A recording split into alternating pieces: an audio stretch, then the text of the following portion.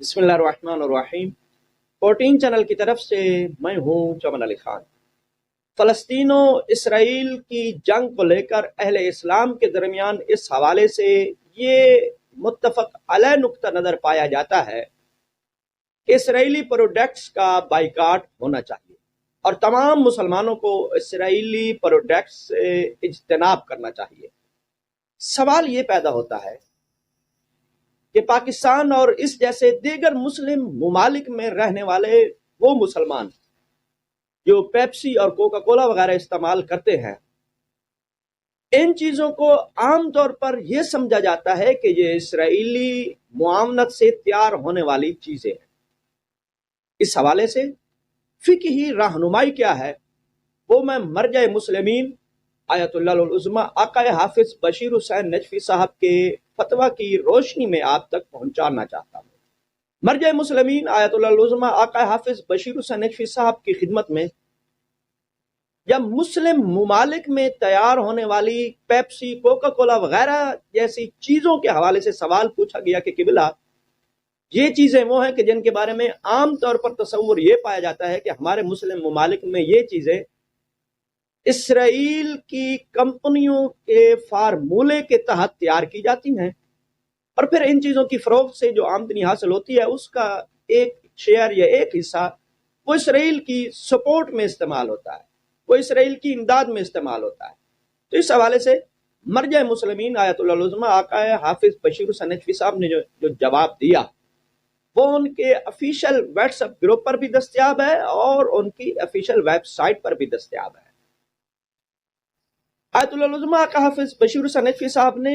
اسرائیلی products کے boycott کے حوالے سے سوال کا جواب دیتے ہوئے ارشاد فرمایا، جس میں سبحان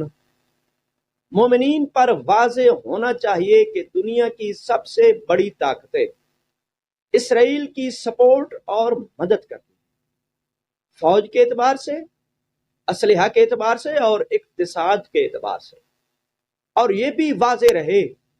کہ سب کافر حکومتیں اسلام کو اچھا نہیں سمجھتی، تو اس لحاظ سے اسرائیل سے آنے والی اشیاء کا وہی حکم ہے جو ہم دوسرے کافر ملکوں سے خریدتے ہیں، چاہے وہ دوائیاں ہوں یا کوئی بھی اور چیزیں ہوں۔ کافر ملکوں سے نجات حاصل کرنے کا ایک ہی طریقہ ہے کہ ہم خود کفایت ہو جائیں اور اپنی حاجات کی اشیاء ہم خود بنائیں۔ اور واضح ہونا چاہیے کہ پیپسی، کوکا کولا وغیرہ کا فارمولہ کسی یہودی نے بنایا تھا، لیکن اب جو کمپنیاں پیپسی، کوکا کولا وغیرہ بنا رہی ہیں اسلامی ملکوں میں، وہ کمپنیاں اسرائیل کی نہیں ہیں۔ ہم سب کو کسی غلط فہمی کا شکار نہیں ہونا چاہیے، اور جب تک اس میں حرام یا نجس چیزیں ہونے کا علم نہ ہو تو اس کو پاک سمجھا جائے گا۔ واللہ العالم۔ یہاں پہ آیت اللہ العظمی آقا حافظ بشیر حسین نجفی صاحب کی عبارت تمام ہوئی۔ میں نے آیت اللہ آقا حافظ بشیر حسین نجفی صاحب کا فتویٰ جو کہ اردو زبان میں تھا، اس فتویٰ کو انہی لفظوں کے ساتھ بین ہی آپ تک نقل کر دیا ہے۔ امید کرتا ہوں کہ مرجع علی قادر کا یہ فتویٰ آپ تمام اہل اسلام اور بالخصوص ان کے مقلدین کے لیے رہنما ثابت ہوگا۔ والسلام علیکم ورحمۃ اللہ وبرکاتہ۔